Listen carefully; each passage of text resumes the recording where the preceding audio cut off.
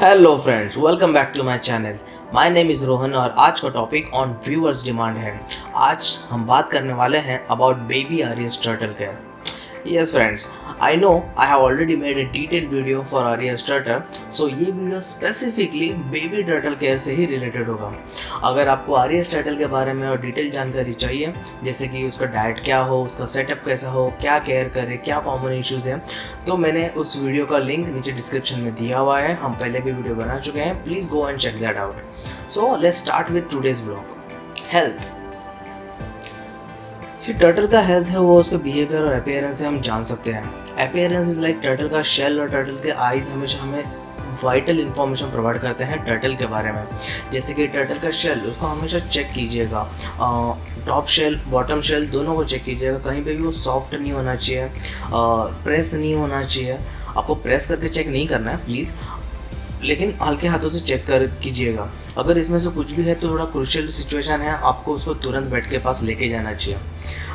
दूसरा होता है उसका आइज़। टर्टल का आइज़ हमेशा क्लीन होना चाहिए, क्लियर होना चाहिए। टर्टल कंफर्टेबली आई ओपन कर रहा है या नहीं, कोई स्वेलिंग तो नहीं है ना, कोई बॉइल्स तो नहीं है ना, ये हमेशा चेक करते रहना चाहिए। सी क्या होता है, नेचुरल हैबिटेट में टर्टल अपनी बीमारी को छुपा लेते हैं, क्योंकि नेचुरल हैबिटेट में उनके बहुत सारे शिकारी होते हैं। तो इसके लिए हमें उसका बहुत अच्छा ख्याल रखना पड़ता है, हमें बहुत अच्छे से मॉनिटर करके समझना पड़ता है उनके बिहेवियर को। ये हुआ अपीयरेंस का। अभी बिहेवियर क्या होता है, बिहेवियर जैसे कि टर्टल का डेली रूटीन जो है, उसका स्विमिंग, बास्किंग, खाना, ये सब रूटीन में रेगुलरली चल रहा है। जैसे रेगुलर रूटीन है वैसा चल रहा है या नहीं। टर्टल ज़्यादा देर बास्किंग कर रहा है, खाना भी नहीं खा रहा है, एक ही जगह पे पड़ा हुआ है, ये सब सिम्टम्स हमें चेक करने चाहिए। अगर हमें कोई भी उसके आउट ऑफ द रूटीन कुछ लग रहा है तो हमें उसको बेड के पास लेके जाना चाहिए। यहाँ पे और एक पॉइंट मैं बताना चाहूँगा। कभी कभी क्या होता है कि टर्टल प्रॉपर मतलब उसका शेल पे प्रॉब्लम नहीं है, आइज़ में प्रॉब्लम नहीं है, वो अच्छे से स्विम कर रहा है, बास्किंग कर रहा है, सब कर रहा है, बस एक ही प्रॉब्लम होता है कि वो खाना नहीं खाता। फिर ऐसा 1 हफ्ता होता है, 2 हफ्ता होता है, तो कुछ हफ्ते निकल जाते हैं। ऐसे टाइम पे it is actually related to turtles digestive system. I mean कि उसके डाइजेशन में अगर कोई भी इशू है तो टर्टल इसको नेचुरल वे में फूड अवॉइड करके उसको रिजॉल्व कर लेता है खुद ही, और उसके बाद में खाना चालू कर देता है। ऐसे टाइम पे ज़्यादा पैनिक ना हो, थोड़ा सा टाइम दे टर्टल को, पर अगर आपको लग रहा है कि कुछ क्रिटिकल कंडीशन में जा रहा है तो उसको तुरंत वेट के पास लेके जाए। अपार्ट फ्रॉम दिस, वेट के पास तो लेके जाना ही है आपको। और ऐसा अगर सिचुएशन हो भी, देख रहे हो कि टर्टल अभी खाना चालू कर रहा है बहुत दिनों के बाद, तो उसको अचानक से उसको पूरा डाइट प्रोवाइड मत करिए, धीरे धीरे उसका डाइट बढ़ाएं और उसको उसके लेवल तक लेके आएँ। अब बात करते हैं डाइट के बारे में। जनरली आरियस बेबी टर्टल जो होते हैं या फिर कोई भी आरियस को मैं रेकमेंड करता हूँ कि कमर्शियल पैलेट्स हमेशा अब उसके डाइट में होना ही चाहिए। 1 time commercial pellets and 1 time natural food source. But in case of baby arius मैं तो बोलूँगा पहले 1.5-2 महीने तक तो उसको कमर्शियल डाइट पे ही रखें। क्या होता है, it's a good mixture, good source of proteins and minerals. तो उसका हेल्थ के लिए, उसके ग्रोथ के लिए बेसिकली ये बहुत अच्छा हो जाता है। वैसे तो baby turtle, I mean any turtle के ग्रोथ के लिए एनिमल प्रोटीन, जो स्टार्टिंग का जो ड्यूरेशन रहता है उसमें एनिमल प्रोटीन बहुत ज़्यादा ज़रूरी होता है। पर मैं रिकमेंड करूँगा जब भी लाते हो 2 इंच का, 3 इंच का टर्टल है, तब तक आप इसको 2 महीने तक तो इस पे पैलेट्स पे ही रखें। फिर जब एक रूटीन सेट हो जाता है टर्टल का, उसका डाइट प्लान सेट हो जाता है, तब आप एक साधारण 1.5-2 महीने के बाद उसको नेचुरल फूड सोर्स ऐड कर सकते हैं। नेचुरल फूड सोर्स में भी मैं बोलूँगा आप स्टार्टिंग में सिर्फ कैरेट्स और कुकुम्बर क्रश करके ही दें, इससे ज़्यादा अलावा कोई ज़्यादा ट्राई मत कीजिए। और ये भी आप उसके नेचुरल नहीं बोलूँगा, सॉरी, उसका जो हैबिटेट, जो सेटअप आपने किया है, वहाँ से बाहर निकल के एक फीडिंग का एरिया बनाए जहाँ पे उसको खाना खिलाएं। स्टार्टिंग में क्या होता है, वो खाता है नहीं खाता है, आपको उसको मॉनिटर करना है। फिर जो वेस्टेज है उसको फेंक देना है। कभी भी टर्टल को फीड करते वक्त वो 10 मिनट या 15 मिनट में जितना ख़त्म कर पा रहा है उतना ही उसको डाइट दीजिए, उससे ज़्यादा एक्सेस डाइट मत दीजिए। कुछ लोग हैं जो टैंक में ऐसे ही खाना पड़ा रहता है, फिर पानी गंदा हो जाता है, उस पर बैक्टीरिया हो जाता है और बहुत सारे प्रॉब्लम्स हो जाते हैं। या फिर कुछ लोग अलग से उसमें रख देते हैं खाना कि वो भूख लगेगा खा लेगा। ऐसा सब मत कीजिएगा।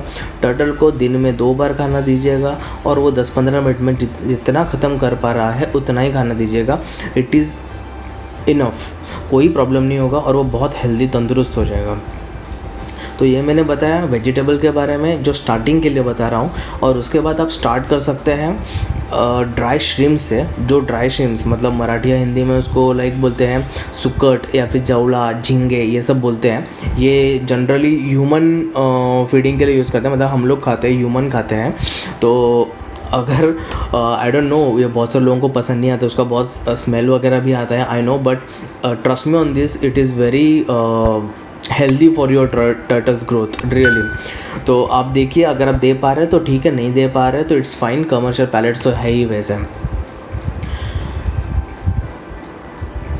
अब इस नेचुरल फूड सोर्स और ये सब जो है ये तो हम लोग करेंगे, पर मैं और एक रेकमेंड करूँगा कि अभी आपके पास टर्टल आया है, 1-1.5 महीना हुआ है, और जो मैंने पहले बताया वो भी एक पार्ट है, और ये भी एक साइमल्टेनियसली करना है कि 1-1.5 महीने के बाद जब प्रॉपर रूटीन सेट है, कुछ प्रॉब्लम नहीं है, सब अच्छे से जा रहा है, तो मार्केट में कैल्शियम ब्लॉक्स मिलते हैं टर्टल के लिए, तो उसमें से थोड़ा थोड़ा पीस तोड़ के हमें टर्टल को एक महीने में 1-आध बार वगैरह खिला दो, थोड़ा सा ही बोल रहा हूँ मैं, तो ये भी उसको एक कैल्शियम ब्लॉक कैसा उसके शेल और इसके बोन्स के ग्रोथ के लिए एक हेल्प कर देगा, and it will be very good for its growth. Okay, so और उसके बाद लाइक 2 महीने हम लोग ने ये दिए, पैलेट्स दिए, उसके बाद हम लोग नेचुरल फूड सोर्स चालू कर रहे हैं, वो भी कम क्वांटिटी में, जितना मैंने बताया स्टार्टिंग में 1-2 महीने के लिए उतना ही रखो, वो 1-1.5 महीने के बाद then you can add other food source. उसका डिस्क्रिप्शन तो जैसे मैंने प्रीवियस वीडियो में बताया हुआ है, वो वीडियो से आप देख सकते हो, लिंक है डिस्क्रिप्शन में।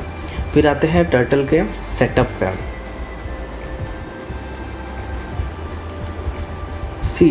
टर्टल के सेटअप में इम्पॉर्टेंट है बास्किंग एरिया, स्विमिंग एरिया, अच्छा सा फिल्ट्रेशन सिस्टम, वाटर हीटर और लाइट्स। अकॉर्डिंग टू मी सबसे ज़्यादा इम्पोर्टेंट तो like basking area, swimming area है, जहाँ पे बास्किंग में जहाँ पे वो बाहर के रिलैक्स हो, ड्राई हो, स्विमिंग एरिया तो जहाँ पे वो अच्छे से स्विम कर पाए, एक्सरसाइज कर पाए। इसके बारे में वैसे तो मैंने डिटेल इन्फॉर्मेशन प्रीवियस वीडियो में दी है, अगेन आप वहाँ पे जाके चेक कर ही सकते हो। वाटर हीटर के बारे में मैं बताता हूँ आपको कि according to me water heaters baby turtle के लिए होना ज़रूरी है, बिकॉज क्या होता है कि टर्टल के लिए एक आइडियल, जब भी हम लोग आइडियल बोलते हैं कि ये होना चाहिए, तो वैसा आइडियल वाटर टेम्परेचर भी बताया जाता है, जो है 76 to 84 डिग्री फ़ारेनहाइट्स। मतलब आप सेल्सियस में बात करेंगे तो 24.5 to 28 degree Celsius water temperature होना चाहिए टर्टल के लिए। It is good for their growth, good for their immune system. मैं जनरली प्रेफर करता हूँ, जो मैंने अपने टाइम पे किया था, I recommend to keep it on 26 degree Celsius, और इसके लिए मैंने ऑटोमेटिक वाटर हीटर यूज़ किया था मेरे टैंक में। ऑटोमेटिक वाटर हीटर का फ़ायदा ये होता है कि वो पानी का टेम्परेचर मेंटेन रखता है। अगर ज़्यादा पानी का टेम्परेचर हो जाए तो बंद हो जाता है, और अगर कम हो जाए पानी का टेम्परेचर तो वो ऑटोमेटिक स्टार्ट हो जाता है। इससे क्या होता है, एक अच्छा पानी का टेम्परेचर मेंटेन रहने से क्या होता है कि बाहर भले ही नेचुरल इसमें मतलब वेदर बहुत ज़्यादा चेंज वगैरह हो रहा है, जिसके वजह से उसका इम्पैक्ट पानी पे नहीं हो पाता ज़्यादा, और इसकी वजह से उसका जो हम लोग ने एनवायरनमेंट बनाया है, सेटअप किया हुआ है, वो एक अच्छा हेल्दी एनवायरनमेंट रहता है, जिससे उसको वेदर से फाइट करने का ज़रूरत नहीं पड़ता। और एक अच्छा वाटर सिस्टम होने से क्या होता है कि उसका मेटाबॉलिज्म और इम्यून सिस्टम बहुत अच्छा रहता है, और ये उसको ग्रो करने में हेल्प कर देता है। तो इसके साथ साथ यूवी लाइट्स भी इम्पॉर्टेंट है, उसका भी डिटेल्स आपको प्रीवियस वीडियो में मिल जाएगा। यहाँ पे और एक बात मैं बोलना चाहूँगा, ये तो जो एक्सपीरियंस टर्टल कीपर्स है उनको तो पता ही रहेगा, न्यू कम्स को शायद ना पता रहे और शायद वो पैनिक हो जाए। इतनी बड़ी बात नहीं है, पर कुछ लोग टेंशन ले सकते हैं छोटा मोटा, इसके लिए बता रहा हूँ। ग्रोइंग टर्टल जो होते हैं दे डू शेड। आप बोलेंगे शेडिंग कैसे होता है, तो कैसा होता है, मैं एग्जांपल देता हूँ आपको। जैसे स्नेक होता है, स्नेक का स्किन अंदर जनरेट होता रहता है न्यू स्किन, जैसे ही न्यू स्किन उसका पूरा हो जाता है वो अपना ओल्ड स्किन उतार के फेंक देता है, दैट इज़ कॉल्ड शेडिंग। तो टर्टल में भी वैसे ही होता है, उसके ऊपर होता है शेल। अब शेल कैसे अपने नेल के जैसा हुआ, तो शेल का क्या रहता है, नीचे उसका ग्रोथ होते रहता है, जैसे ही नीचे का टर्टल के शेल का ग्रोथ हुआ, वो ऊपर से एक लेयर निकल के गिर जाता है, वो एक ट्रांसपेरेंट वाइटिश सा लेयर रहता है, और पीसेस में गिरता है वो, जैसे शेल के ऊपर जो मार्किंग रहता है वो मार्किंग के हिसाब से मोस्ट ऑफ वो गिर जाता है। तो कभी भी ऐसा कुछ दिखे आपको क्लीनिंग वेनिंग के टाइम पे, so don't worry about it, it's your turtle shell and congratulations, it is growing well then. So this is it guys. I think it's enough vital information about your RAS baby care. Please remember to keep the turtle environment clean. हमेशा उसका environment, उसका पानी, उसका खाने की जगह, basking की जगह, everything keep it clean, तो बैक्टीरिया पैदा ना हो एंड कोई इशू ना आए. Follow everything mention and you will never have a problem. Okay guys, please video कैसा लगा मुझे कमेंट करके बताइएगा. और आपको कौन सी इन्फॉर्मेशन चाहिए या किस बारे में चाहिए प्लीज़ कमेंट कीजिएगा.